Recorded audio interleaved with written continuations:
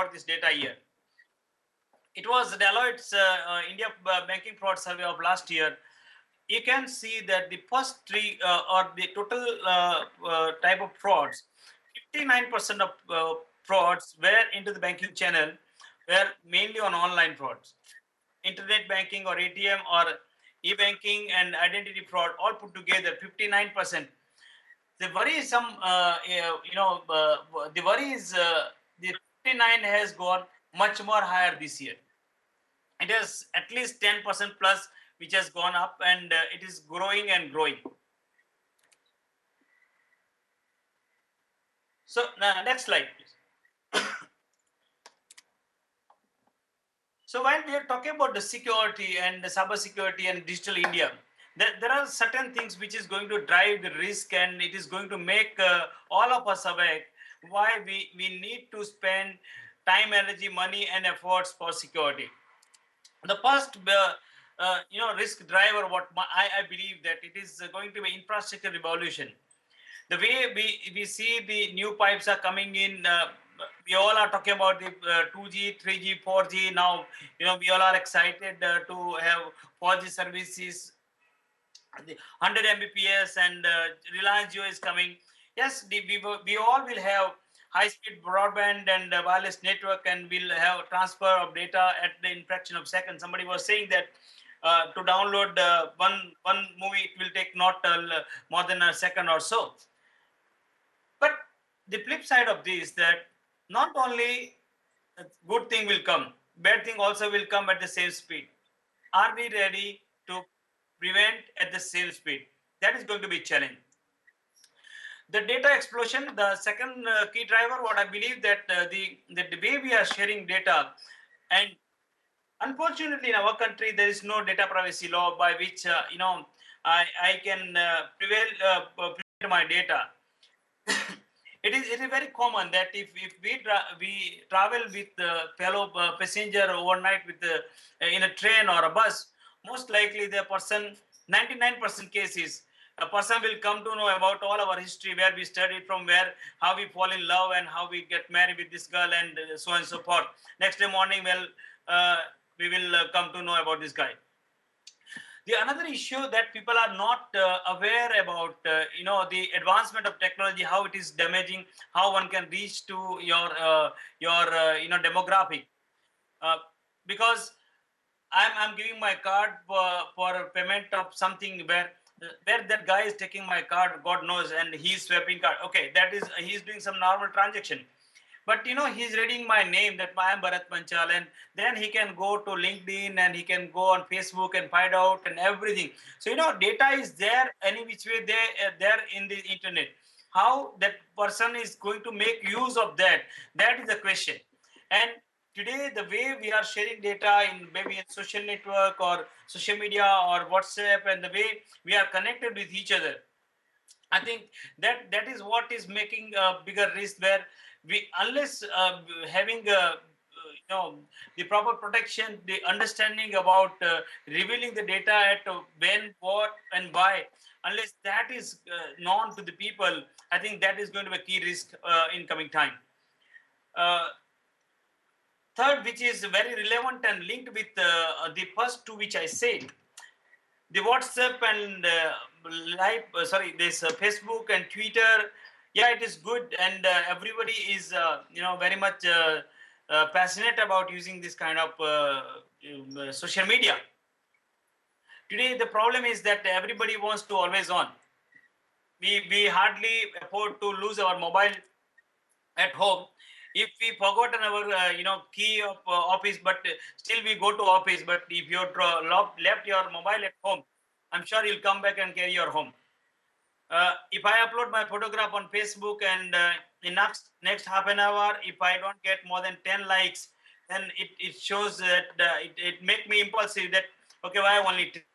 Because I'm expecting everybody to be always online and always look at my status and my stuff like that.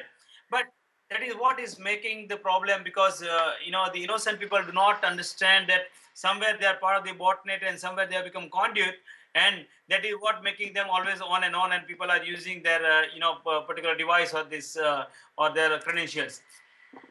Next slide, please. Okay. So the revolution which has happened about financial sector and mobile, which has turned into the rapid increase of electronic and mobile commerce and banking. Uh, there is the business, this customer perception getting changed, and I'm sure that sooner or later we will see. But the cash on delivery, the cash on delivery model is one of the innovative way of Indian market.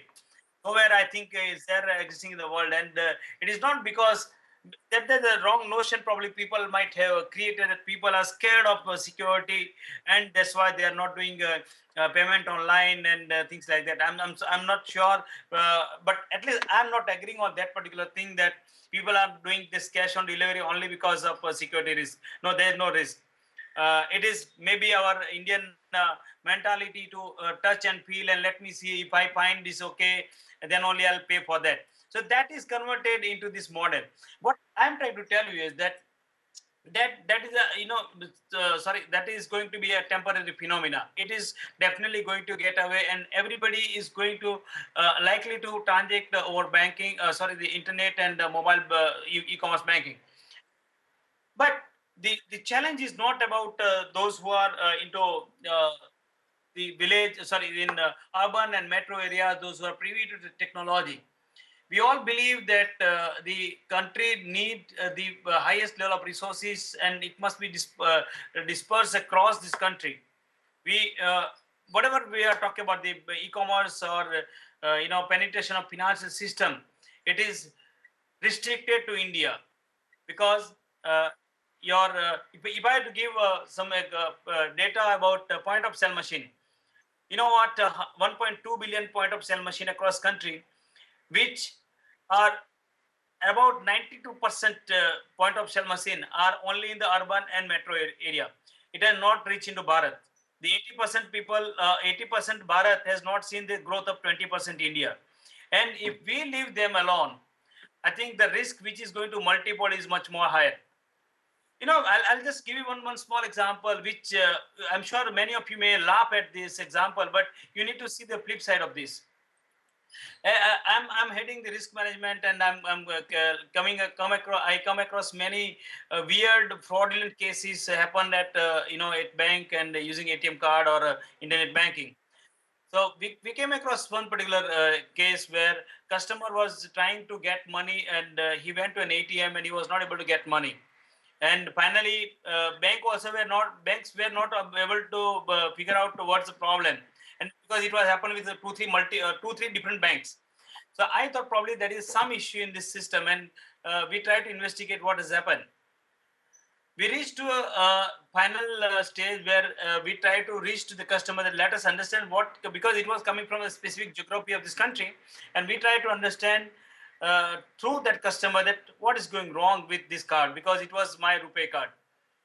You know, the person to whom I interacted, he said that in all our generation, all our family, it is a first time we got this bank account, and I'm the first in my whole community of my village, in my they say biradri.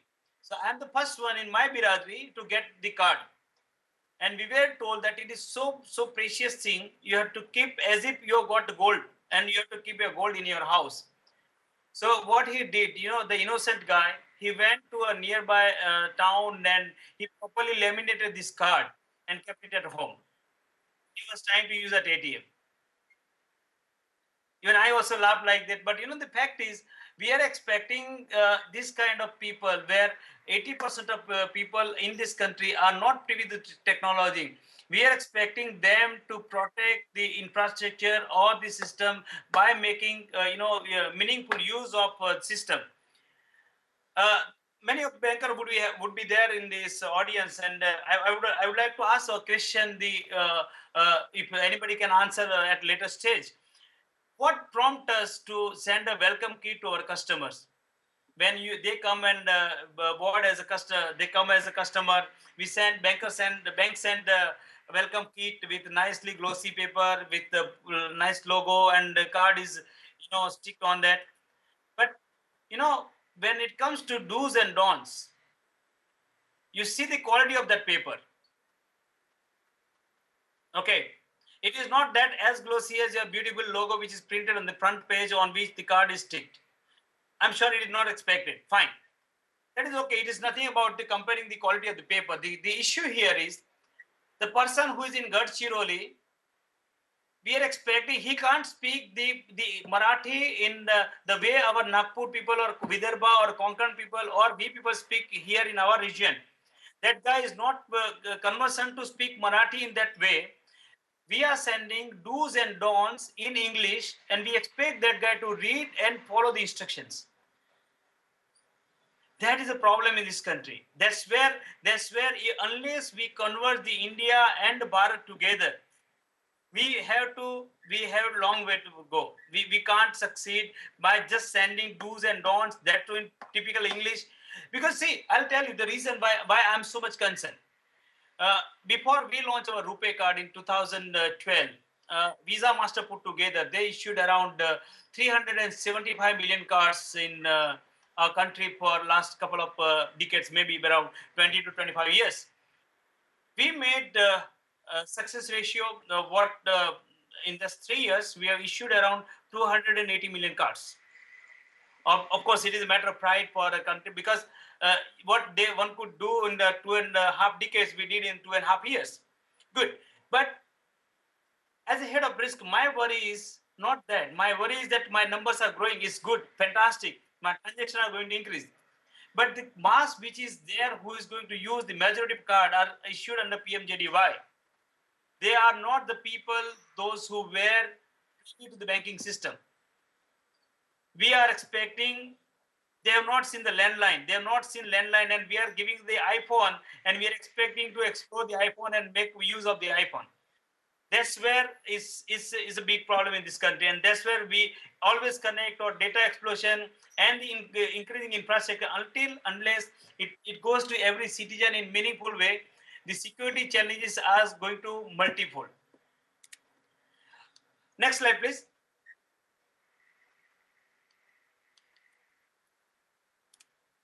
So coming back to the security part, how we can prevent or how we can tackle this in my way. I think there is a need for cyber risk in governance. As I told you in my some of the slide previously, that security is not something compliance. Security is now become a serious business. Serious security has become the board level agenda, or security has become a governance issue. Until unless we establish a proper security or cyber risk governance, that's where the whole beginning start. Define your cyber risk boundary or define a security boundary. What do you want to protect? Because everything is not critical. We are not supposed to protect everything, but we should know that what to protect. We should know the value of our asset. We should know the value of our information, and we need to protect that. Assess cyber threat. I think that's where very, very important things come. And if you correlate it with my previous slide where I was trying to say that we all are having so much of overconfidence in ourselves that, okay, it is not going to happen with me. The kind of incident which we come across day by day are, completely unforeseen kind of thing, where a small panwala shop, there where people are talking about something and somebody overheard about the PIN number and all this. Sorry. Somebody overheard their conversation and he picked up from there. Somehow he correlated with the person's name. He tried on that internet and that guy was lucky. He took away some of the vital information just by overhear. He overheard from. Sorry. So today, in a very very funny thing which I have come across in my previous experience. Security is now has gone as a commodity. I'm Gujarati, and in our Gujarati community, it is a stock market. The investment is very, very vital. We have to have our demat account, And in your demat account is must that you have at least 10 stock of Reliance. That's something like a thumb rule. But hardly we people believe on this glossy chart coming and showing that market is going to bounce back or market is going to fall or the crash and all. No, that is not the barometer we take to sell or buy this. Because when on chai ki tapri, four people are talking that which stock is going to down today or which stock is performing well, it is a trigger to sell your stock, because the moment it become a commodity or talk at the chai ki tapri, the stock is bound to fall. That's the analogy here. Here the security has become like this. Everyone is talking security, security. Okay, what security which you are trying to say? What you are trying to protect? What is your asset? What is the value of your asset you want to prevent? Because uh, sorry, I'm sure that a few of vendors, if vendors are there inside this audience, I don't bother about that, because the kind of fear which is being created, that sky is going to fall and you have to have this, you have to have this, multiple thing. You know what the issue here in our country, that we strongly believe that something which has happened in Europe or America, we are tend to blindly follow. How long will continue with this blindness? Yes, with all due respect to the great innovation happen in Europe and Eastern America and all, India is not behind. We need to understand our own challenges. If so, what do you think that the guy sitting in Los Angeles will understand the issue of the person trying to do transaction in Gadchiroli? What he understand about the geography?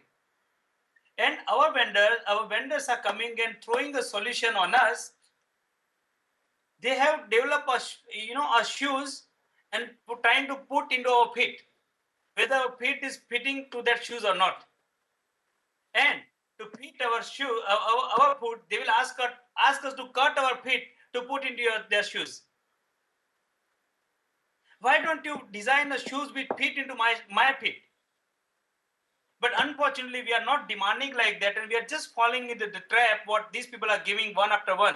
And at the end of the day, the reality that we even having 100 equipments or 100 tools and all so-called sophisticated tools in our system, no one gives guarantee, because no bus, if it is Cisco fell, no, it was HP's problem. No, IBM did not perform. No, it was Oracle database fine tuning issue.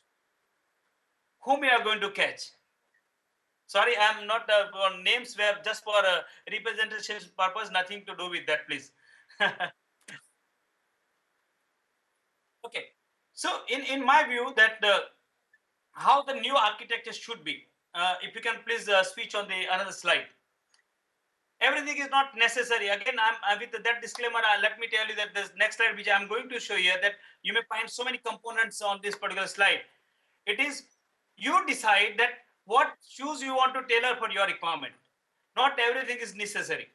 Depending upon your environment, depending upon your need, depending upon your scale of operation and the threat you perceive in your organization, it is not necessary. What all I would recommend from this particular slide, that security is just not one layer. It has gone into multi-layer, and every layer is necessary to protect. If you miss one layer, second layer is vulnerable. And it's not necessary that you have to have all 30-40 components what you can see in this particular slide that you need to implement, but at least something basic which is necessary you identify to serve the purpose for your security requirement. It's not necessary to go with each and every year. So in my view, there are four layers which are very, very important, which one has to look at the security perspective, overall security architecture. The data layer is indeed very, very important, and there has to be proper, control from the technology perspective, and the, in operational control is must. The endpoint layer, BOID and all this, which has come as a blessing for some of the organization, but at the same time, unless it is well protected, you are inviting a trouble for yourself. The network layer, as I said, that the entire world is, and the entire country is now always connected and getting completely virtual by through the network connectivity. And the kind of issues what we have, exploitation and all we have seen, it is necessary that at least some of the things which are must to be there, you can identify and you can implement accordingly. The perimeter layer which has now increased threat, uh, we have seen about some of the DDoS cases which has happened very recently in our country. uh, okay, the another issue is that I just forgot to mention here that we have seen that in US or America, Europe and all that, so and so organization breached and they got this many number, compromised. Unfortunately, we don't see this kind of headline in our country. It is not that it is not happening in our country. It is very well happening. It is happening and rapidly happening. Let me tell you, in recent 6 months, the Indian companies have given more than 100 crores in a ransom money. You would have not seen this kind of headline anywhere. It is not coming out. But it's a reality. More than 100 crore minimum has gone as a ransom money on so many attacks happen on our website or our data. But they kind of control what we require in our system, are whether it is adequate or not, whether it is necessary or not. It is purely based on your risk perception and the way you perceive the threat towards your organization. Second, next slide, please. Okay, it is not necessary that you implement everything overnight. You can always go in a phased manner. You can start with antivirus, but antivirus is just the beginning. How much you can perceive, how much you can protect your data, it is pure depending upon your business need and your risk appetite. So slowly, gradually, you can go and you can converge, implement. You can go to the next level security operation center, where you can rapid incident response, kind of thing which you can develop as a next gen SOC. So as somebody may question that why to be secured, so I have only four bullet to say here. Is there content on screen? I could not see. 1, 2, 3, 4.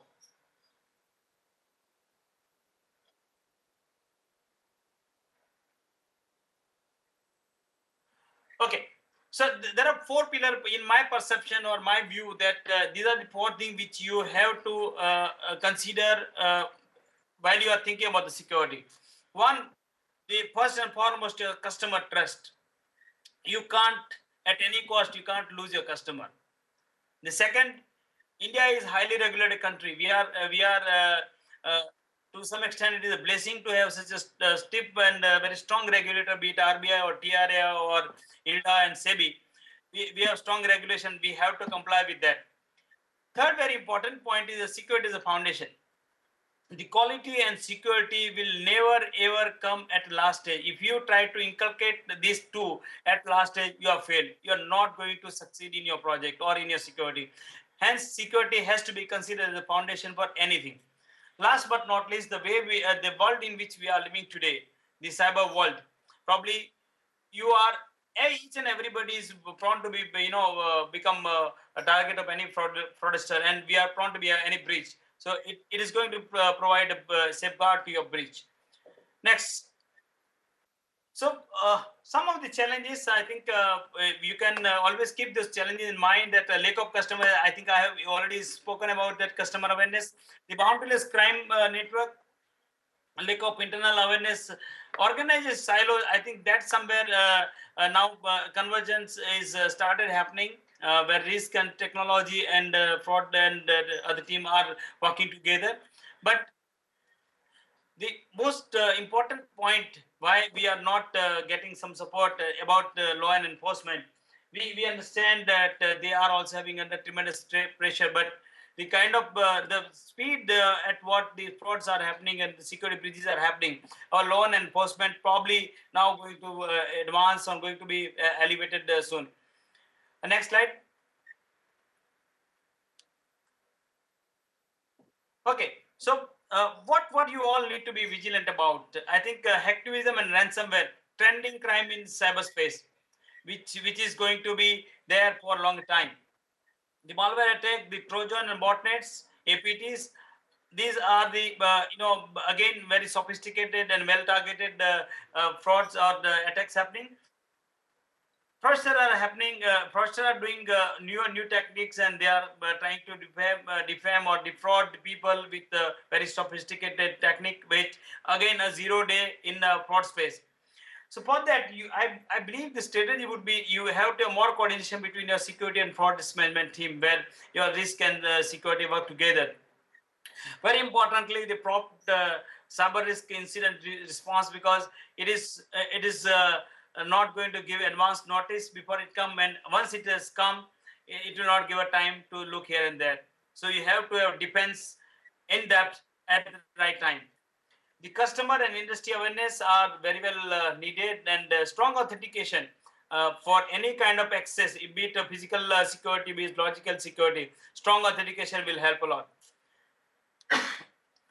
Yeah, next slide, please. So, what's the future of security and risk? What I foresee in maybe in 2020.